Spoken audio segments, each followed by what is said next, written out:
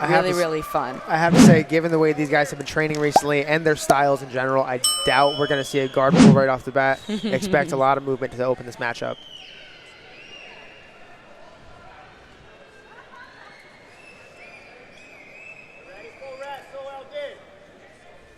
Elder coming out with some aggressive hand fighting, a couple big checks to the forehead, the back of the head, the shoulders of Henrique Ceconi here.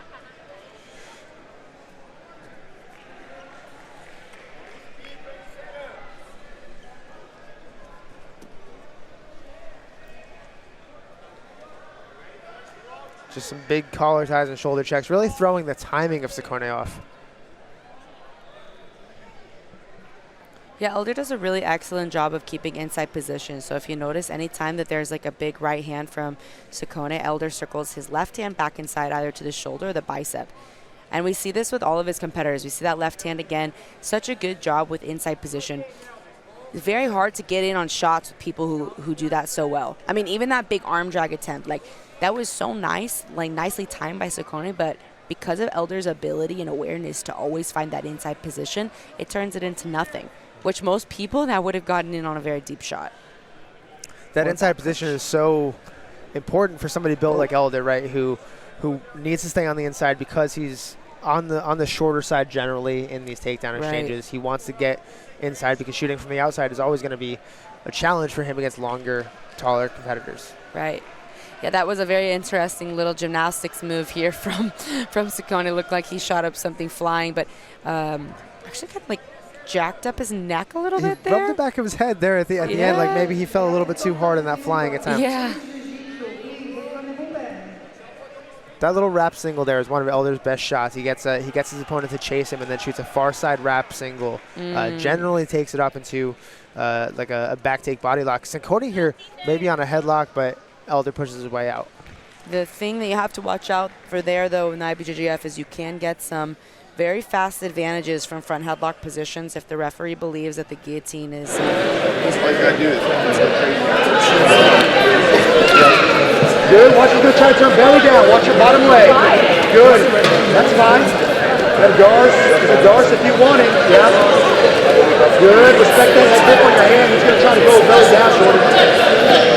Good. Good frame. Great space. Good. Good. Again, your frame's perfect. Good. Great. Circle. Good. Put all your weight on that grip next time.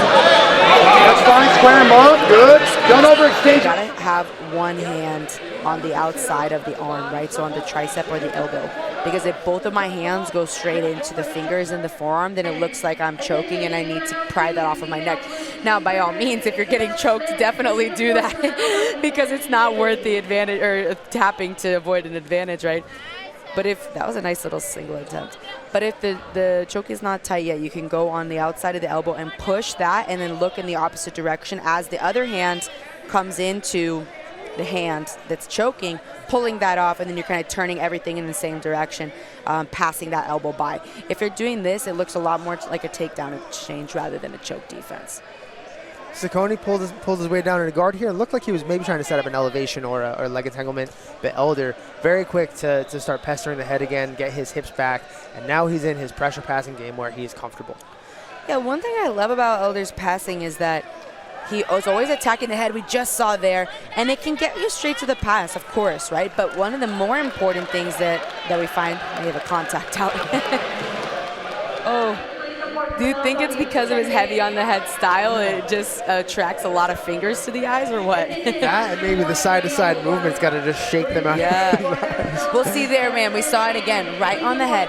It almost did get him to like a little bit of a cow catcher position where you're using like half Nelsons in wrestling positions to get your partner on the back.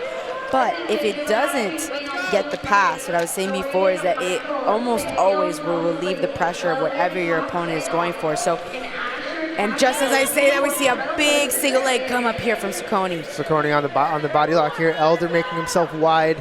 But Ceconi, we've seen him be very strong here. He's got a really powerful suplex if he's able to get his hips underneath. Yeah, that was incredibly timed. So when you're attacking the head like Elder does so much, it can relieve the pressure of what your opponent's going for, but you have to get close to them, which can leave your legs exposed, which is what we just saw. Big submission here from Ceconi. That is a huge win. Unfortunately, with these kinds of submissions, they're very dynamic, and they can lead to a bit more of a stretch than we expect, even with a fast tap.